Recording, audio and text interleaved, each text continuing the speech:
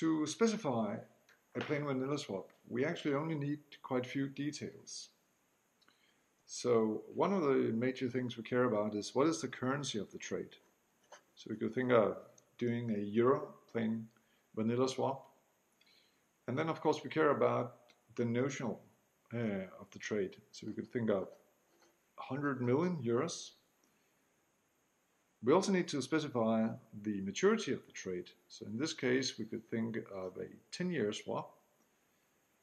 But we also need to tell exactly what is the fixed rate of the swap. So in this case, we could do 0.516%. And finally, in order to figure out who's doing what, we need to tell whether we are paying or receiving. So a short message like this, pay 100 million euros in 10 years at 0.516% is enough to understand the plain vanilla swap. But you need to know a little bit more about market conventions in order to fully understand what's going on. So what we need to know about the swap is a couple of things, and we will go through that in much detail on the following slides. But one of the things, the first thing we need to know is what is actually the spot start of the swap. When does it actually start? And that can differ from market to market. Another thing is that floating rate. What is actually the floating rate? Is it in some IBOR rate, ex-IBOR? Is it LIBOR, Euribor, STIBOR, CIBOR? What is it? Or is it an overnight rate? That's the other detail. Another question is, what is the frequency of the fixed leg? And actually also of the floating leg, because the frequency of the floating leg, is it a Euribor 6 month? Then the frequency on the floating leg will be semi-annually. Another question is, what is the day count? How do you measure the distance between two dates?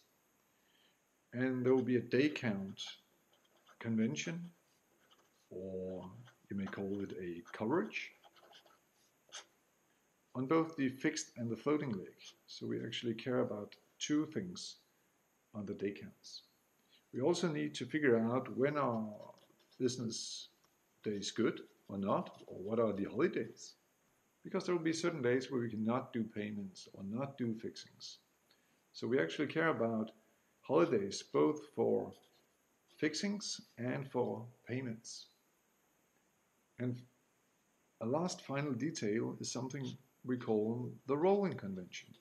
So when we look at a date that is not a business day, how do we adjust to a good business day, one way or the other way, and how exactly do we do that?